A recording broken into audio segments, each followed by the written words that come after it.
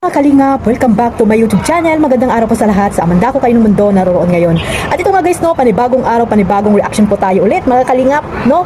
At dito nga ay talagang grabe po, mainit-init na balita dito sa Team Kalingap. At ayun, no, mga Kalingap, dahil nga sa ating mga kayabangan, sa ating mga for the views, sa ating mga dahil nga may mga nakasupport sa atin, ay hindi na natin alam kung ano ba yung ating mga pinagsasabi, kung ito ba ay nakakasakit ba sa ating kapwa, kung ito ba ay tama na ba yung ating mga pinagsasabi.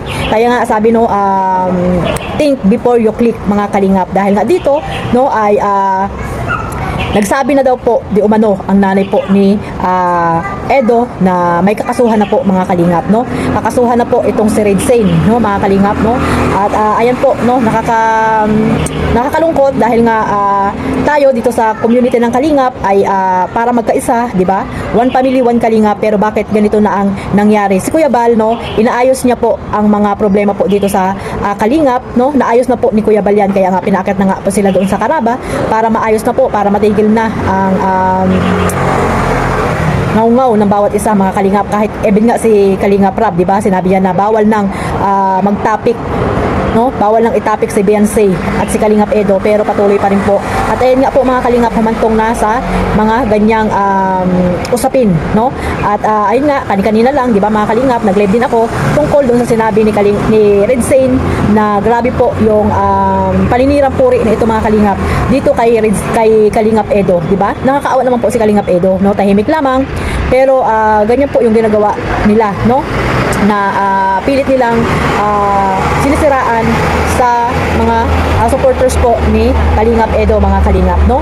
Tayo po mga Kalingap, hindi muna tayo naniniwala sa mga sabi-sabi, no, about sa mga ganyang mga sinasabi ni Red Sane, no, kung ano man yung mga problema nila. Basta tayo po, naniniwala ako dito kay Kalingap Edo, at naniniwala din po ako kila Kalingap Rab. Sila po ang paniniwalaan ko dahil sila po yung mga nandoon sa daet. At syempre kahit nga si Beyonce, di ba mga Kalingap, ayaw niya nga, di ba, na nababasa itong si Kalingap Edo. Hindi na nga po siya nagsasalita mga Kalingap. Pero bakit pinapangunahan nyo, no? Pinapangunahan nyo na hindi naman kayo kamag-anak nitong nila Beyonce, di ba? Kung may mga ganyang problema, bakit hindi idaan sa tamang proseso? Idadaan nyo pa dito sa pagla-live nyo, kaya ayan, nakakasakit na kayo. Hindi lamang si Kalingap Edo, syempre unang-una ang magulang, di ba? Si Kalingap Edo okay lang, siguro sa kanya, kasi nga nandito siya sa social media, talagang sanay na si Kalingap Edo sa mga basher. Pero sa mga ganyang usapin mga Kalingap, magulang na po ang masasaktan mga Kalingap. Unang-una po ang magulang na, no? Sunod lamang dyan si Kalingap Edo na tahimik lang, pero alam natin na syempre masasaktan din siya sa mga paratang sa kanya na hindi na may dagdag bawas mga Kalingap, yung mga sinasabi, no mga Kalingap. Sa akin nakakarating din po yung mga ganyang balita, pero sabi ko nga, hanggat hindi nagsasalita si Kalingap Edo, dahil labas na po tayo niyan, malabas na po tayo sa kanilang mga personal na buhay, hindi na kailangan yan dito sa social media i-broadcast, kasi nga buhay na po nila yan. Kahit pa ilan po ang maging babae ni Kalingap Edo, wala na po tayong pakaalam dyan mga Kalingap, no? Kung ano man yung nangyari dito kay Beyonce, wala din po tayong pakaalam. Sila pa rin po ang makakapag-ayos niya, no? In private po mga Kalingap. Alam natin na maayos po yan, at naayos na nga po, di ba, unti-unti ni Kuya Bal. Pero ayun po, binalik nyo na naman po yung mga ganyang issue. So ngayon, dito po mga Kalingap, may sinabi po dito si Kuya Bal na magsasampa na po ng kaso itong nanay ni Kalingap Edo sa bukas po, Lunes mga Kalingap, dahil ngayon linggo, di ba mga Kalingap.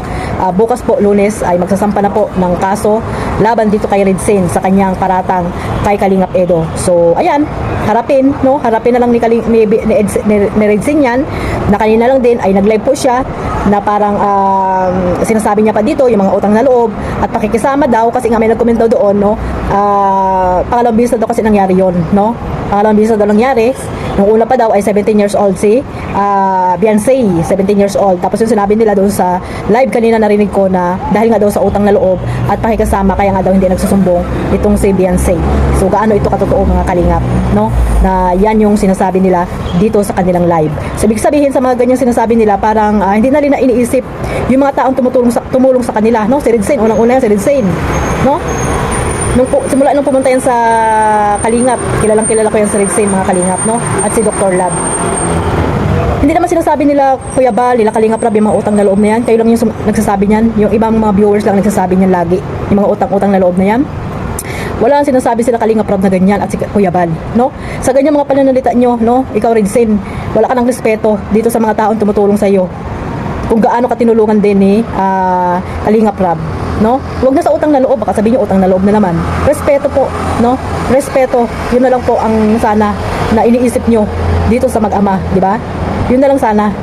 Pero hindi para kayong ano ba yan? Parang may pinagmamalaki na. Kaya ayan, harapin mo, no? Harapin mo yung ikakaso sa iyo ng nanay ni Beyonce. At bago natin iparinig itong clip video na nakuha ko po kay Kuya Bal, na totoo po na magsasampa na ng kaso itong nanay ni Kalingap Edo. At ayun nga, sabi ni Kuya Bal na wag nilang idadamay dyan si Kuya Bal. At wag nilang maghingi sila ng tulong dito kay Kuya Bal, no? Tama yan Kuya Bal, hayaan mo silang harapin nila yung mga ginagawa nilang kabalbalan dito sa Kalingap. Ang iingay nila eh. Diba? Natapos na pero hindi pa rin sila matapos-tapos sa kala-live. Diba mga Kalingap? Yan na lang ay inaatupag nila mag-live dahil nga siyempre, sabi ko nga, pag issue marites ay marami talagang nanonood. Kaya yan, hanggang sa parang hindi na nag-iisip kung ano yung sasabihin sa mga live. Kahit na nakakasakit sila ng kapwa nila charity vlogger o kasamahan na rin mga Kalingap dahil hindi naman iba-iba sa kanila, mga kasamahan na po nila yan noon pa. Ilang taon na ba sila dito sa Kalingap, di ba? Kasamahan po nila yan si Kalingap Edo. Pero bakit ganyan yung mga sinasabi nila, no? Paninirang puri, grabe. Mga liblib na lugar na dinala. Do you think gagawin ni Kalingap Edo yon? Di ba mga Kalingap? Sa inyo mga Kalingap, gagawin ba ni Kalingap Edo yon sa isang minor de edad na si Beyonce, that time na 17 years old pa lang? May isip po yan si Kalingap Edo kung ano yung tama at mali na ginagawa niya. Sana isipin din po natin yon na hindi tayo basta-basta nagsasalita ng basta-basta. Kung may nangyari mang ganyan, wala kayong karapatan, sabi ko nga, wala kayong karapatan magsalita ng ganyan. Laban dito kay Kalingap Edo. Dinadaan po yan sa tamang proseso. Hindi po lahat dahil tayo ay content creator, hindi po lahat ay nilalabas po dito sa social media. Dapat yan po ang isipin nyo. At sabi ko nga, respeto po dapat, no? Mga Kalingap. So ayan, ito po mga Kalingap, panoorin natin itong clip video na nakuha ko po kay Kuya Bal Santos Maturang. Ayan, God bless po sa lahat. Mabuhay po ang Team Kalingap. Ako dito ha. Ganyan po, kasuhan na po yan. Baka sasali-sali nyo ako. Ingat-ingat tayo sa ating mga reaction video. Kasi pag kasuhan na po, out na ako dyan. Sinasabi ko sa inyo. Yun o, nagtawag sa atin yung yung sa cybercrime. May pinakasuhan daw po mismo yung ina ni Papa Ido.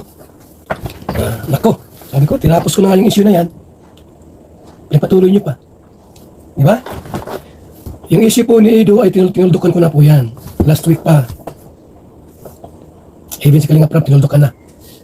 Yun, yung ina mismo po ang magdemanda kay Ridzen. Out na ako dyan ha. Out na po ako dyan pagka may ganung usapan. Mamaya, isasahin nyo ako sa demandahan. Out ako dyan ha. Para magkakaintindihan tayo. Tungkol sa mga issues, okay lang. Pero pag below the belt na po yung tirada nindo, na meron ng naapektuhan na tao, ay bahala na kayo dyan. Hindi na ako dyan kasama. Harapin nyo yan. So, sa Monday po ay magsasampa po ng kaso ang mama po ni Ido kay Ridzen. Tungkol po sa kanyang mga isiniwalat kay Beyonce. So, out na ako dyan ha. Mamaya, isama-sama niyo ako sa kaso nindo. Bahala kayo. Ano?